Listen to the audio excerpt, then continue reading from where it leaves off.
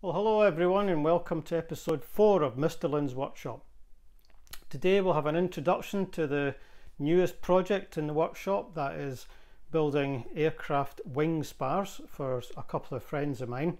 We'll also have a look at my brand new Lie Nielsen number 5.5 plane and have a go at sharpening the blade and the chip breaker. So get your brew and let's go. So the next project in Mr. Lynn's workshop is to make some wing spars for a light aircraft. Now the history of this project is that I have two friends, Anthony and Ian, and they are building a light aircraft. It's called a Taylorcraft, and what they've done is they've bought two Taylorcraft carcasses and they're combining parts to make one aircraft, which is quite common in the restoration business. But they've decided that to be on the safe side, they should make new wing spars.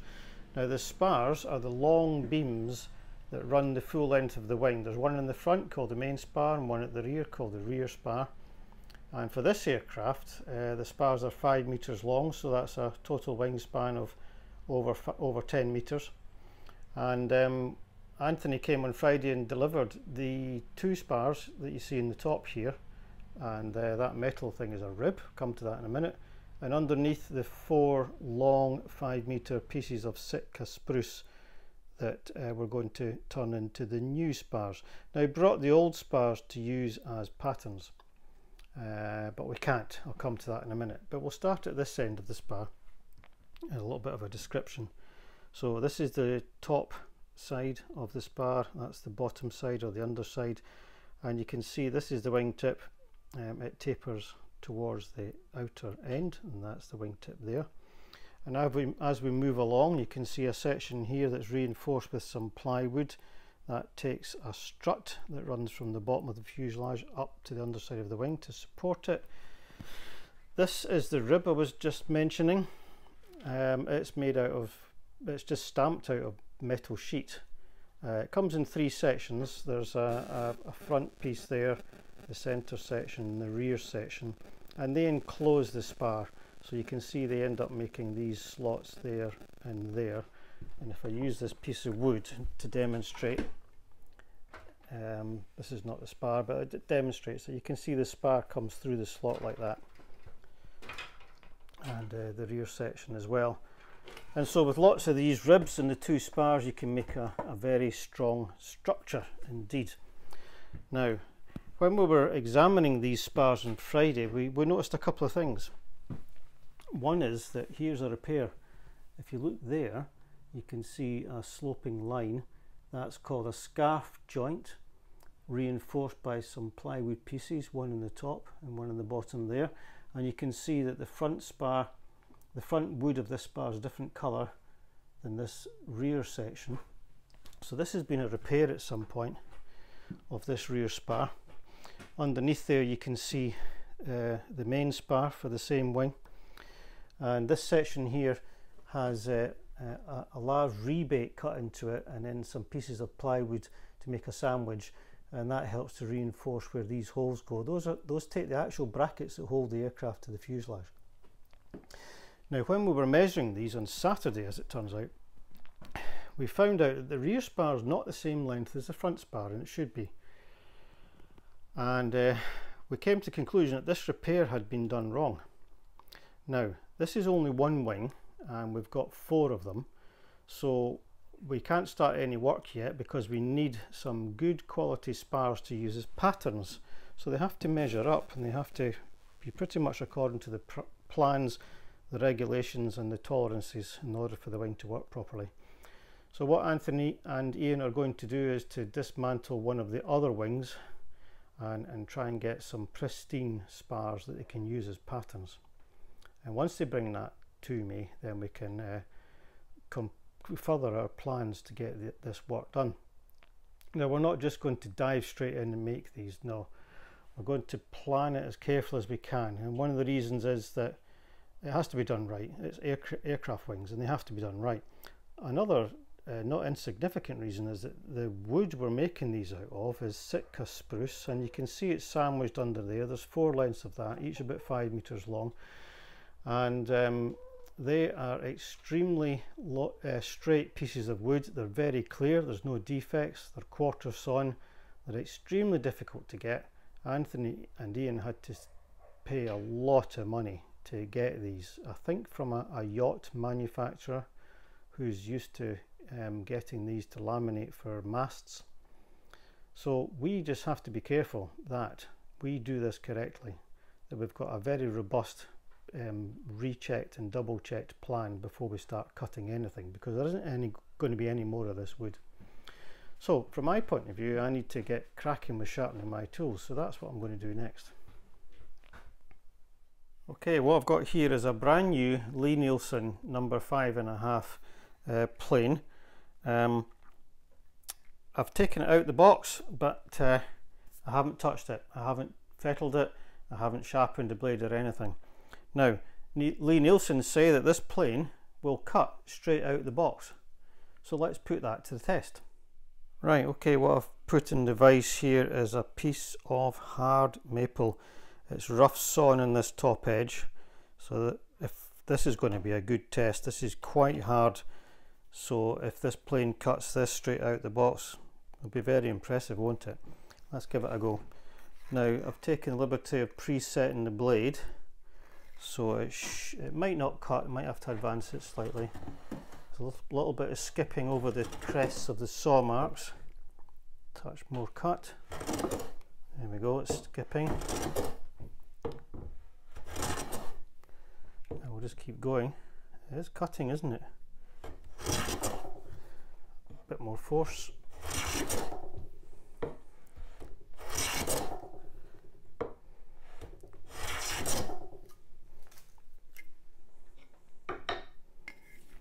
Yeah, let's keep going.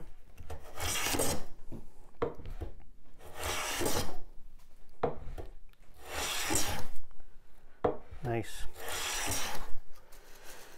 Now you see it kind of skips as it goes along. That's because there's the odd low point and it gives just as it goes past the low point, but once we get it all the low points taken down,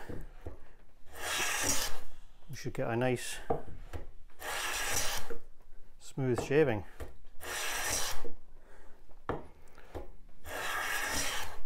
There we go. Just one bit there.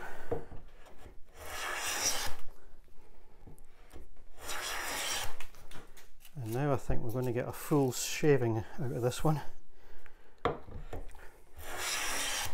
Yep. Okay, there we go.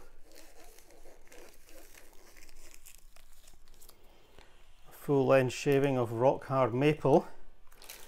Lovely smooth finish, not the smoothest possible finish by any means, but that just proves that this plane, this Lie Nielsen plane, will cut straight out the box as promised. Right, I've taken the blade chip breaker assembly out of the plane. First thing to do before prepping the blade is to separate the two. So I will slide the blade back like that, lift it out, chip breaker to one side. Now the blade comes ground and I'm expecting it to be pretty flat, but I can see, if you can just see the light there, the light's a bit hazy because there's quite a few grind marks left on the blade from manufacturing. Now it's straight ground, there's not the usual circular blind marks that you normally get in plain blades, so it's pretty good. I could probably use this straight off, but I'm not going to. I'm going to just flatten the back a little bit just to give it a bit more polish. So the first thing to do with that is to take my whetstone, my water stone rather. This is a 1000 grit ceramic water stone. The brand is Sigma, comes from Japan. I got it from Axminster 7 years ago, but I don't think you can get this brand anymore. Bester Imanishi is their current brand. This plate is a diaflat flattening plate.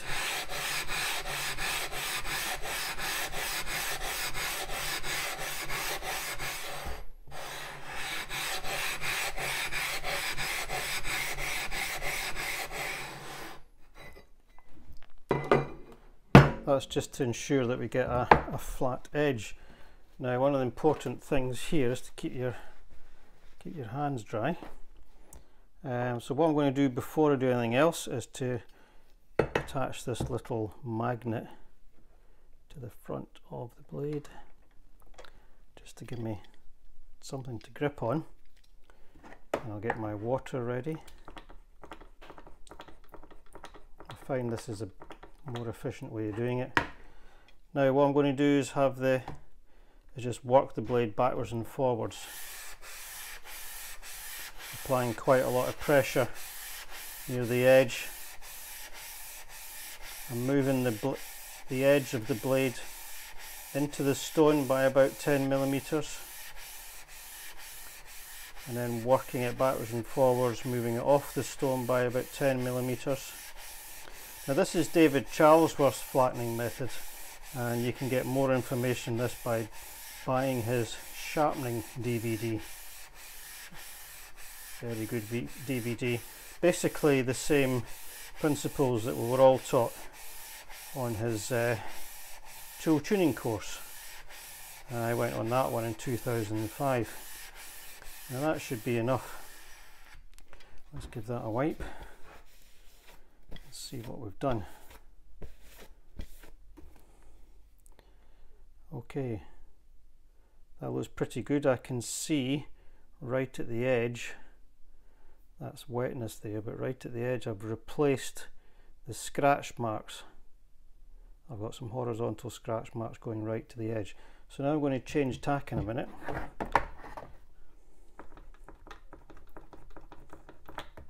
I'm going to turn the stone round. And I'm going to go to and fro. So applying pressure. This hand is just guiding the blade. The pressure is on here. And just go backwards and forwards up the stone.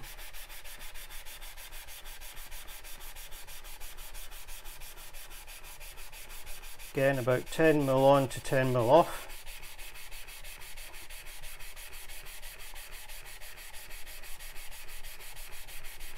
Went up to the top and back down to the bottom. Of course, it's important to not to work too long on the water stone, because it wears away and you'll get a hollow. So after I've done this, I will flatten the stone.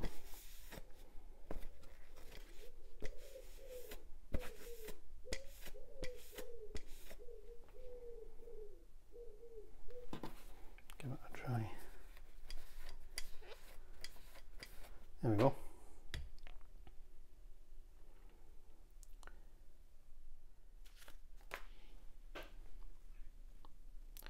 Right, now it's time to sharpen the blade, and to my mind that means putting the secondary bevel, or the sharpening bevel, onto the blade.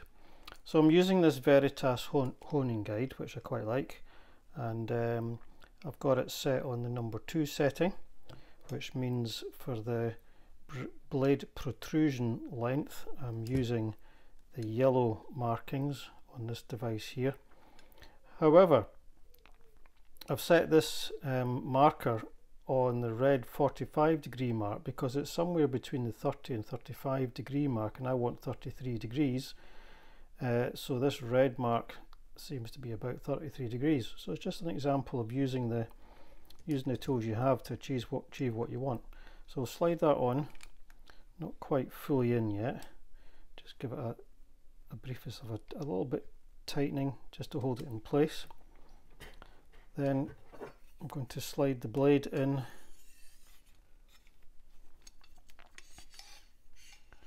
right back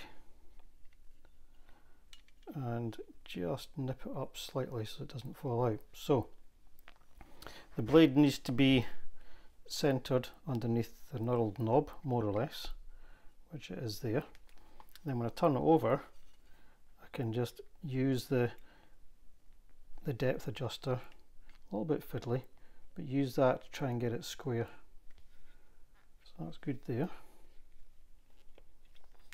Then I can take the depth adjuster off. So now I've got 33 degrees set on my sharpening guide. Now you can sharpen by hand, but what's the point? You've got good guides like that. I've already flattened this. Now to get a curved blade, first of all I'm going to put this strip of cardboard about 10mm in from the edge, press it down, then I'm going to make a mark along the edge, the very tip of the blade, just so we can see what's going on with the Sharpie pen. Let that dry. I'm going to need a little bit of water in there. Now I'm going to take 5 gentle strokes with one end of the blade on the paper, on the card, and the pressure on the other side. So just 5 strokes to get it going. Nice light ones. That's just to stop the corner digging in, and you can see already there's a little bit of a triangle forming on that corner. So now I'll keep going until the triangle grows to be about 15mm long. All the pressure on that corner.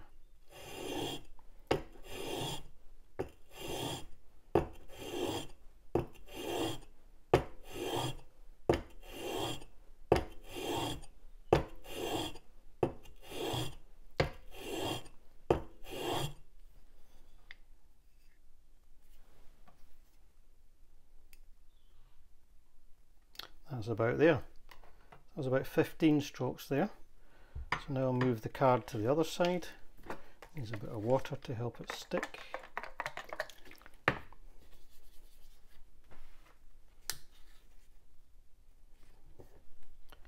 And the pressure's now on this corner here. So I will do light strokes first. 1, 2, 3, 4, 5. Looking good. Now some firm strokes.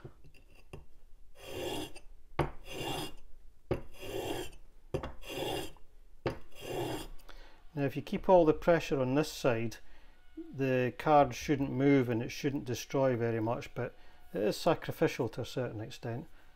Let's see now. Just going to measure that.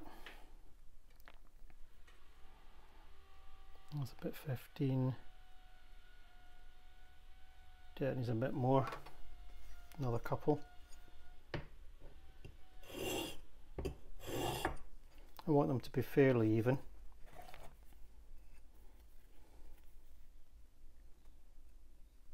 Yeah, that's 15 and 15. Right, now I'm going to move to the intermediate position. Still using the card. So I'm going to put some pressure there now and do just a few strokes. I'm trying not to touch the centre.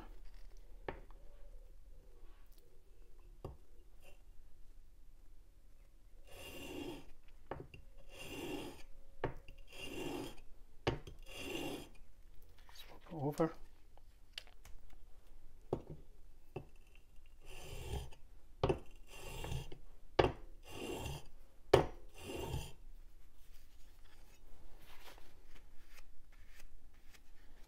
Okay, now it's difficult to see on the camera, but I have started to get the triangles spreading nicely across the blade. So now I'll just finish off with a little bit in the centre.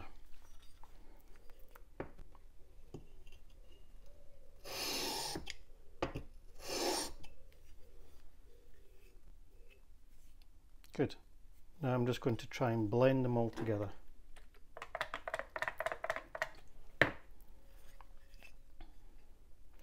Always good to keep check your progress. And I'm seeing that this side's not quite as even as that side, so I'll just put a little bit of pressure in the middle. It's good.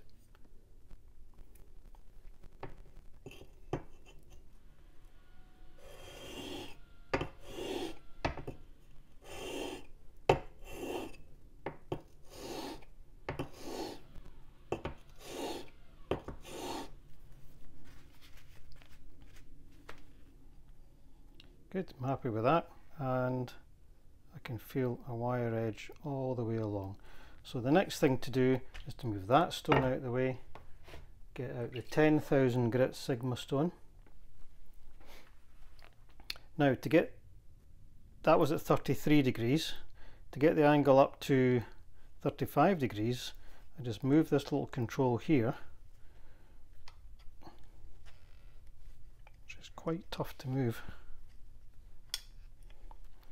and that extends the barrel of the wheel a little bit further out, giving us that 35 degrees. And I'm just going to do 3 strokes at each pressure point, quite light.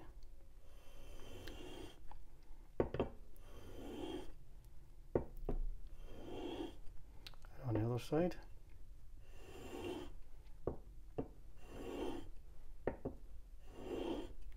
Now you can see the black lines forming as I apply pressure. Now I'm going to move into the middle, off-center, intermediate positions.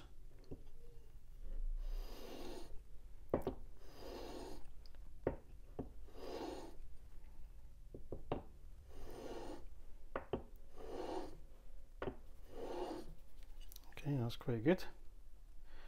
And now a couple in the center.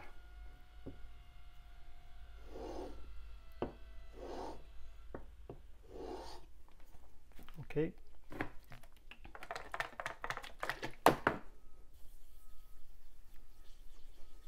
Now David Charlesworth likes to make an X shape by starting pressure on this side and moving across to that side.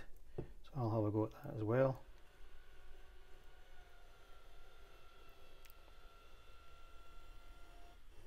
There's one line.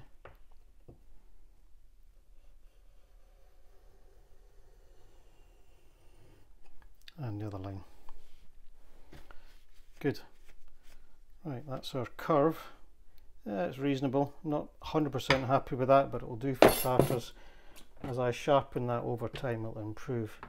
So the final thing to do, I turn that, get that stone back out again,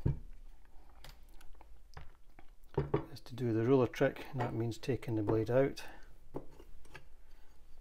carefully. Don't want to cut myself. Put it down, just flatten this stone, freshen it up a bit. Also creates a little bit of a slurry. Put the ruler there, like that. Give this a clean.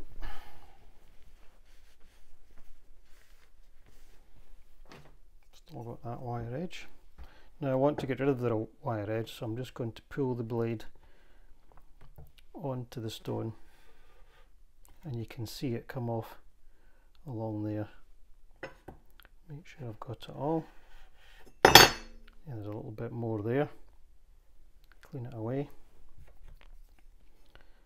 And then I can just polish that edge. With a wide blade I have to hold the ruler down. Now what the ruler does is just raise the tip of the blade by a fraction of a degree. So all I'm doing is polishing the very tip, which is all it's required to 10,000 grit. Now that should do it. Clean that off, and it's difficult to see in the camera, but there is a definite polished edge right along the tip of that. Good, so we've achieved our curved blade, curved sharpening. Now I'll just clean that up, and then I'll put the chip breaker, then work on the chip breaker.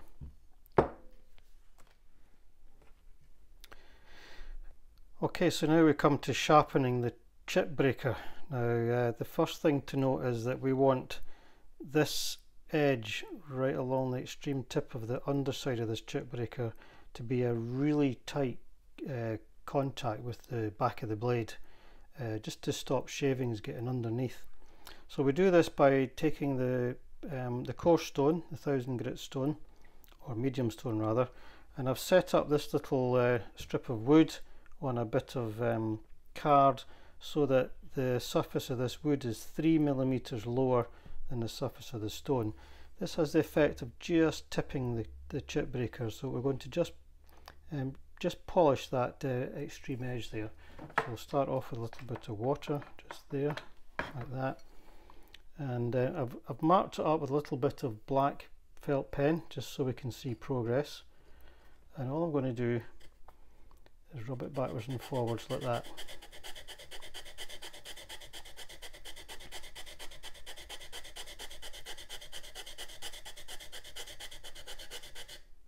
Should do it. And yeah, I can see that I've completely removed the black felt tip pen and created a little flat, little shiny part right in the extreme tip. Just do a shade more.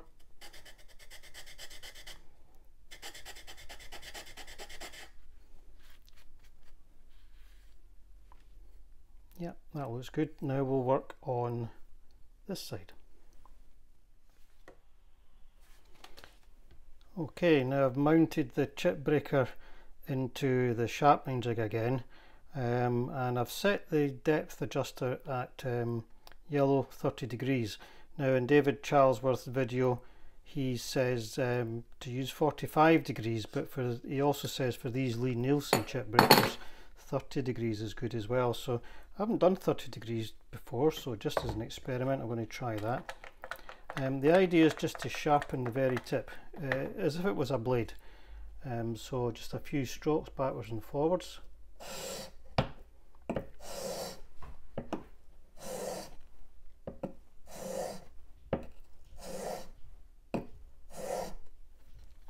Have a look.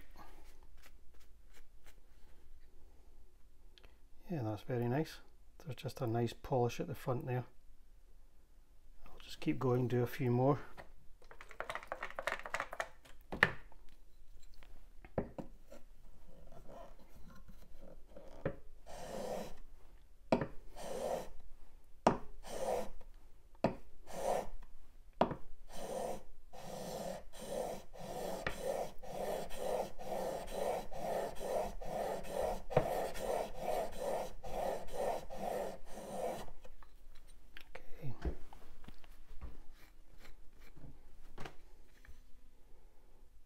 Yeah, that looks pretty good. So if I run my finger along the back, there's a bit of a wire edge there. So what I'm going to do is just rub that off.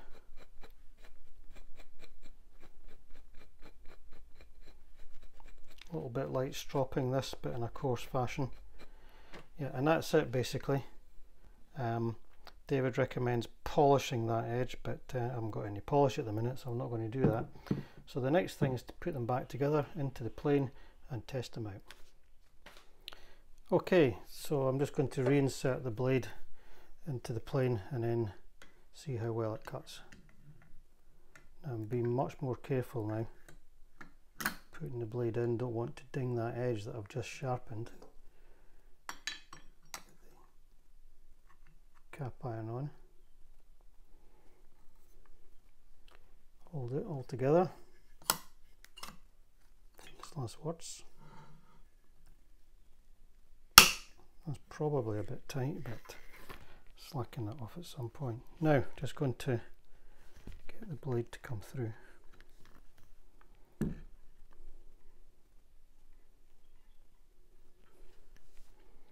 I just sight down the sole until I see the blade coming through, and then I use the lateral adjuster to try and centralise it. There we go. Right, let's give that a go. See what happens. A bit tight.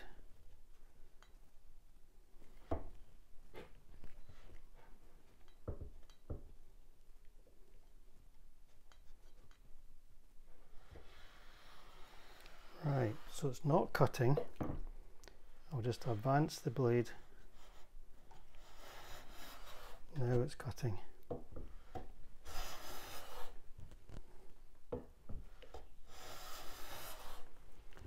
Look at those shavings. These are gossamer thin. Probably less than 1/1000 of an inch.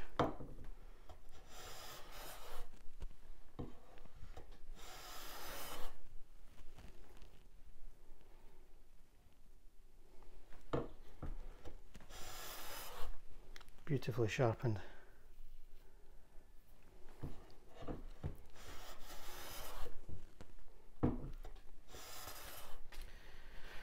Well, that's it for today in Mr. Lynn's workshop. That's the end of episode 4. I think you can see that I wasn't exactly being particularly pedantic about putting the curve on that Lie Nielsen number 5.5 blade, but you can see the result. It certainly did produce gossamer thin shavings from that hard maple over there. So it doesn't really matter how you sharpen your blades as long as you get a good result. I happen to use jigs. Some people use a different style of jig, maybe a Lie Nielsen jig or even the old Eclipse jig or something else. Some sharpen freehand. Doesn't matter how you do it as long as you get good results with your sharpening. Now next time on episode 5 we hope to have an update on the wing spars. So that's it from me today, folks. I can't believe any of that worked, but nevertheless thank you for watching Mr. Lynn's workshop and we'll see you next time.